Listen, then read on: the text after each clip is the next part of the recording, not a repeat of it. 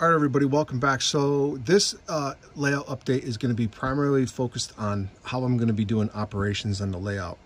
So as you saw in the last update, I ran into some issues with the DCC regarding the gaps, and also I discovered a bad switch.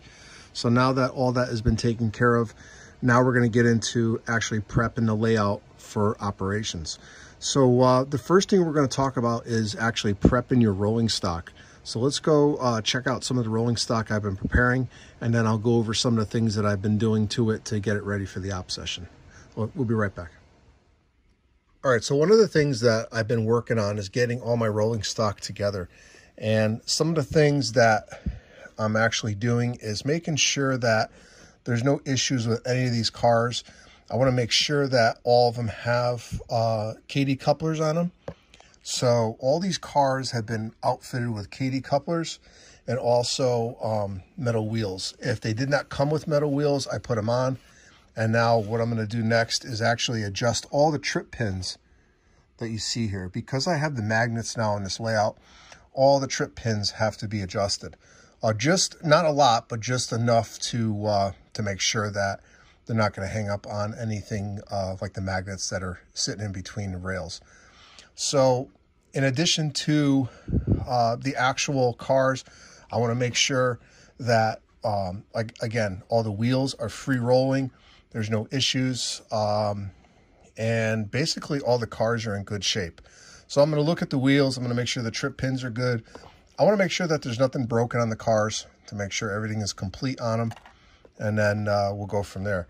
So, so let's take a look at some of the cars that I've been preparing for the layout. So here are some of the cars that I've been preparing. Again, I'm doing the same thing for each car, making sure that all the trip pins are adjusted, all the metal wheels are on them. If I actually ran out of metal wheels, so I'm going to have to go out and get some more. But if right now, if they're free rolling, I'll just make a note of it when I actually put it on the layout that they needs to be changed out. So right now I'm just putting all the cars actually in these containers right now, but all this stuff is going right back on the layout. All right, so let's go back to the layout and I'll show you what I'm working on. So right now we're underneath the layout, and I have this little cart here, and if you open up the drawers, I got more cars in here. Got more cars here, and these are all ready to go, inventoried. All the trip pins have been adjusted, and these are ready to go. And the reason why I have these trays here is this is going to act as my staging until the larger layout is finished. So this is going to act as my staging yard temporarily for now, and then once my staging yard is built, then this is going to serve as a holding place for any cars that need repair. So if I have cars that need any type of repairs, whether it's, you know, new couplers or wheels or something like that, then they're going to go in here. But you can get these at a craft store. They work pretty well, and they hold quite a few cars. So let's head back up to the layout. All right, so basically what I'm doing is, as you can see, there's a ton of cars on the layout now. And I'm slowly putting them on, and I'm actually moving them into place. But I'm placing most of them by hand, but some of them I'm actually placing them with the locomotive, just to test everything out one last time. So let's go to the other side. So these cars are going to be going into the A&P warehouse.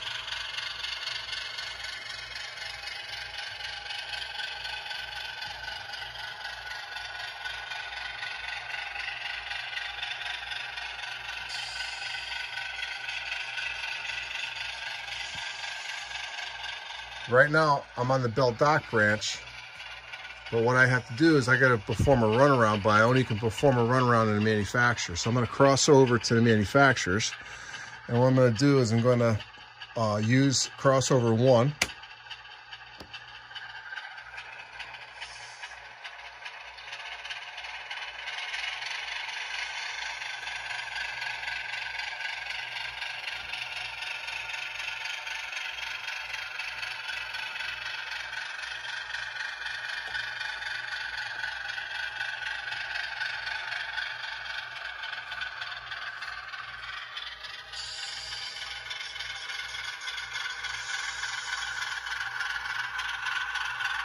Now they did bring 50-foot cars down on the manufacturers. I actually have a picture of one.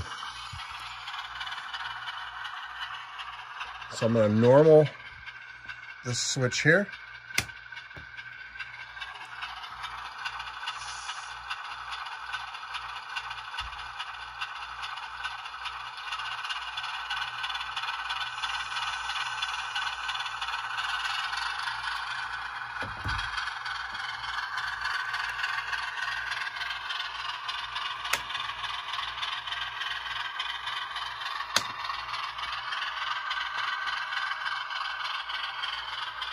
So you can get an aerial view.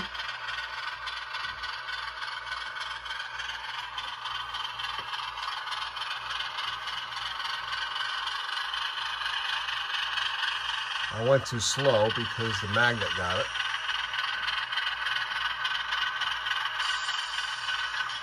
There we go. Ah, I got it again.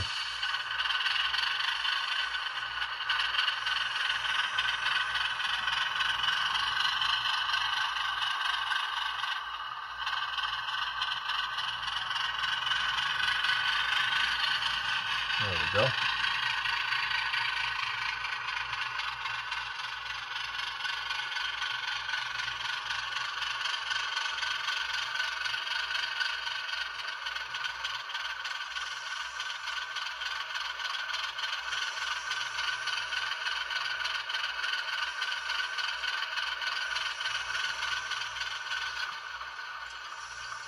Come on. There we go.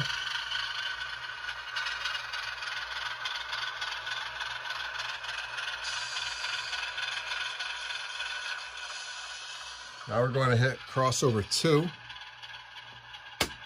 and crossover 1. Now we're going to perform the runaround on the train.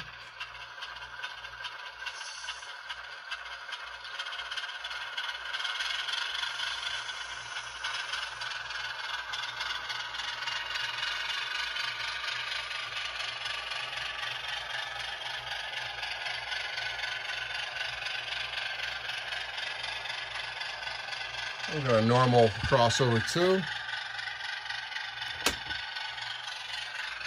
Cross back over from the Bell Dock branch to the manufacturers.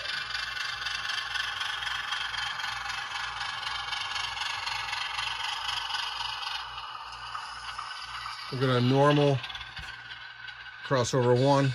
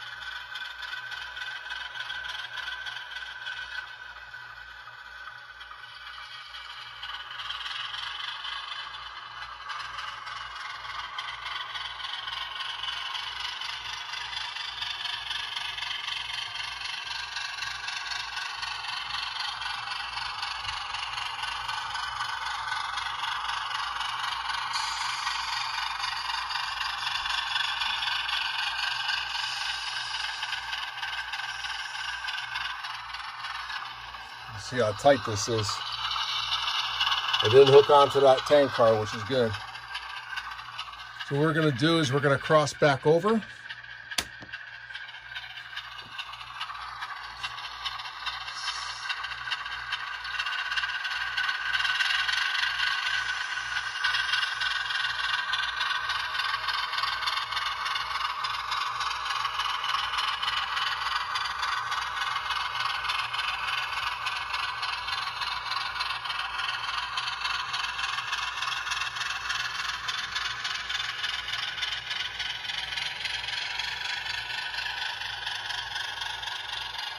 There, we're clear to switch.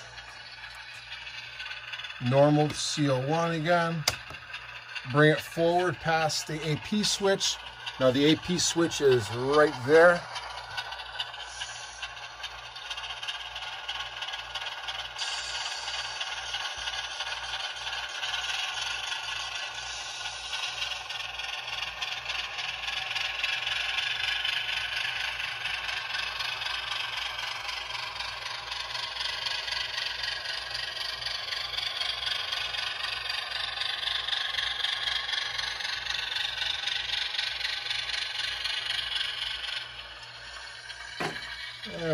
throw the AP switch.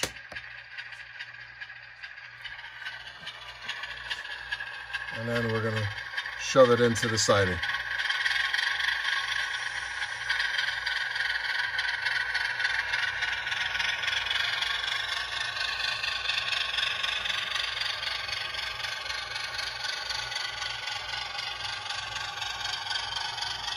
Now I do have a magnet back there as well.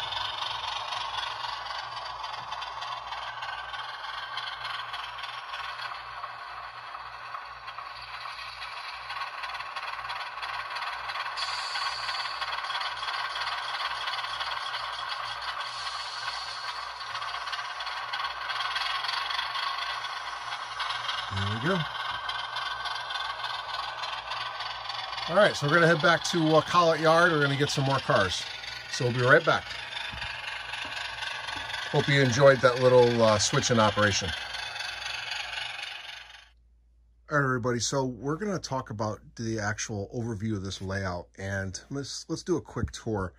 So as you already know, this is the industrial area, and what I did is I added these signs, these temporary signs, all the industries that have switching, and that's to help whoever is coming over for an op session to determine basically what industry is which one until I can get the permanent signage on. So inside the industrial area, we have C. Adams Manufacturing, New Haven Terminal, and Big Mike's Scrapyard. So those are going to be the three industries that we're going to switch out. Inside this industrial area, you have Collett Yard, and you also have an engine facility. So it's pretty busy in here, and a typical op session within just the industrial area is about 40 minutes long because of what you have to do to actually switch out the industries. So let's go on the other side.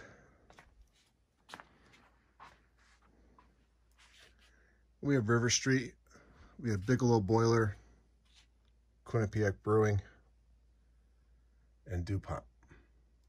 Now these are temporary backdrop buildings that I'm going to be using. I'm going to be doing a lot of scenery on this layout, so it's going to be bare for a while until I can get the other layout up and running, and then I'm going to do all the scenery at once. But I may start building buildings slowly as I go. As we pan over, we have New Haven Gas, which has 6 cars. Now, anything north of the Tomlinson Street Bridge is the North End jobs. When we get over the bridge, this is referred to the South End jobs. So as we move along, we have New Haven Wood Company. And if you're familiar with the area, if there was a road here, this will be Chapel Street in New Haven. You have New Haven Coal, and then in the back you have the A&P warehouse. As we move along, we have Pittsburgh Plate Glass. We have our REA building. As we go around, we have the National Pipe Bending Company, American Wire and Cable. I'm going to be putting the actual Bill Dock yard office right here. I'm going to scratch build that building.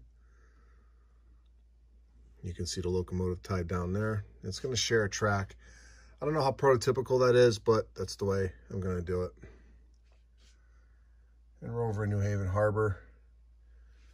And the most recent industry that I put in, Michael's Landing and Boat Company. So we are set to do an op session this week, the first one. So let's go over some of the paperwork and basically how this layout is going to operate. We'll be right back. All right, so we're going to stay in New Haven Harbor for now, and we'll go over this paperwork. Now, I got this idea from a friend who has a New Haven layout as well, and I operated his layout once or twice, I believe, and he actually sent me some paperwork on his layout, the history of his layout, and the way the layout operates. So I kind of took that idea and applied it to my layout. So some general information, you know, the era, 1948 to 68. I can run to 2-3 crews in this layout. This railroad is within yard limit, so there is no dispatcher needed. But obviously the crews must communicate basically what they're doing so they don't run into each other, obviously. We're going to be using switch lists and wheel reports for this. Eventually I'll incorporate car cards, but for now we're going to be using the switch lists. Now, if I had this the layout fully loaded, especially with the yards, I can hold 60 pieces of rolling stock. Right now, with that quick tour that I gave you, I have 49 pieces of rolling stock on this layout, not including the engines, and I have 5 locomotives here. So there's 49, believe it or not. It doesn't look like there is, but there is. I actually had a few more on there, and I just had to take them off. I had just too many. So basically, the operators are encouraged to review the paperwork for operations, which we're going to see in just a second, and basically go over the job duties, the operation sequence, and industry capacities. And I also include track plans.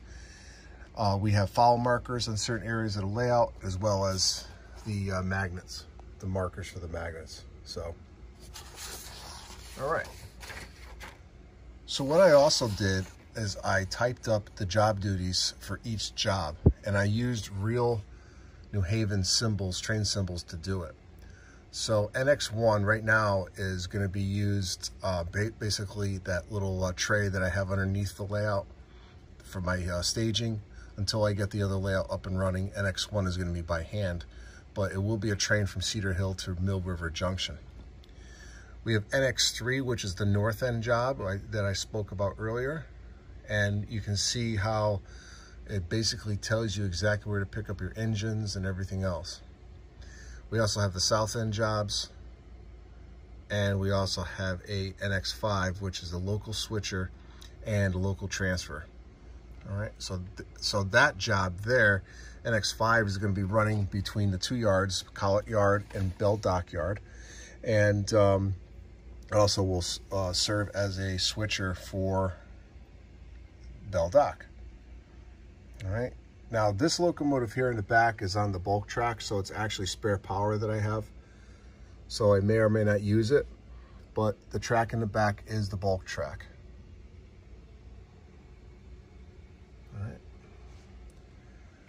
All right, so the next thing, I put the train symbols. This is the operating sequence.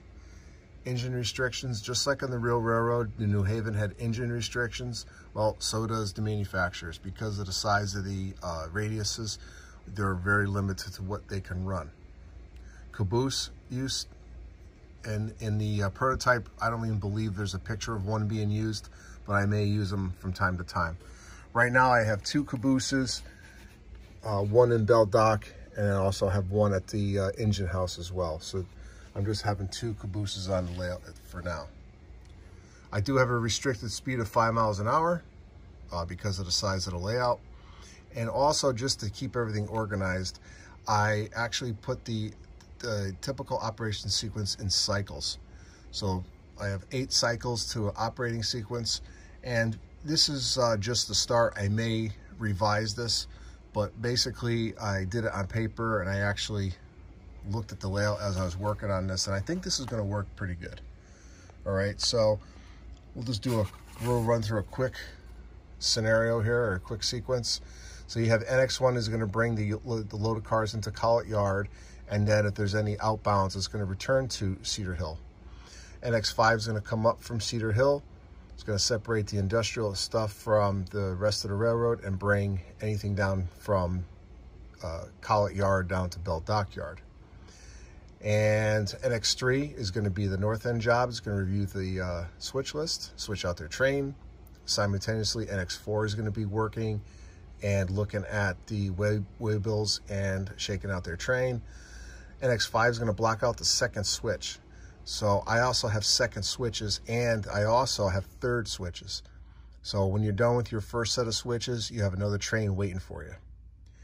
And NX5 is going to bring any type of cars outbound cars from Bell Dock to Collett Yard, and then they come off the layout.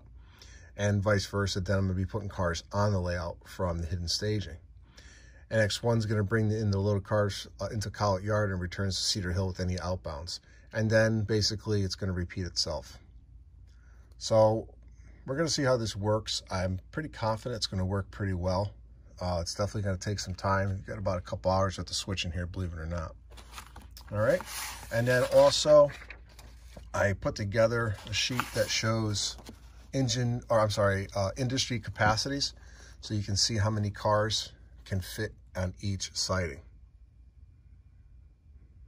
with New Haven Gas being the biggest with 6 cars. All right. And another thing that I learned from a friend of mine, especially if you're having someone come over that is not familiar with the layout, having maps of the tracks and the layout really helps. So I have one for the Collett Yard area, which is the industrial section. And then I also have one for the rest of the railroad. And it shows all the tracks that are here. In addition, the last piece of information is an actual map of the manufacturers from back in the day. So it kind of gives a perspective of what I'm trying to accomplish here. And basically, I'm trying to make it realistic as I can. So, all right. So let's take a look at the switch lists, which are right here. Now these wheel reports or switch lists were from an actual railroad, a short line. I just modified them to what I need. So just to take a look at, here's NX3. It shows, let me focus that for you. And it's switch number 1, engine 995, which is over at the engine facility. I'm sorry, on the fuel pad. And these are the cars it's going to go. So let's just look at the first set of cars. So you have a New Haven box, which is an empty. You have a Western Pacific, that's a load, and you also have a tank car. They're going to be coming out of C. Adams Company. Some will yeah, I'm pulling 2 and I'm respotting 1. All right. But I'm going to respot and it's going to tell me, place it against the block. And when I'm talking about the block, I'll give you an example here. The bumping block is right here. So this is actually the siding for American Wire and Cable. And if I have to respot a car, the switch list is going to tell you exactly where to put that car. And then, of course, he has to switch out New Haven Terminal. So I'm having 2 cars come out of New Haven Terminal, and they're going to be going to Collett Yard. And you can tell by the movement, I'm pulling these 3 cars out. All right. And there's actually, I'm pulling 2 cars out of New Haven Terminal, and then I'm actually taking one out of Collett Yard, and I'm putting it on a fuel pad. So I actually put in a special move on here. So there's going to be a engine servicing facility. We're going to be bringing in some fuel oil. So the first op session, I have every industry being switched out, which is not necessarily going to happen on every op session, but for this one, I want to test out the layout the best I can. All right, so we're ready for our first op session. Again, I don't have any scenery yet, but I'm slowly working on it. And let's see what else we got for paperwork. And basically, it's just the rest of the switch lists that we have here. All right, and I make these in Excel. So this is going to wrap up this layout update. Can't believe it's 2023 already, but or it's going to be 2023 rather. This has been a long time coming, getting this layout up and running, but I'm pretty excited.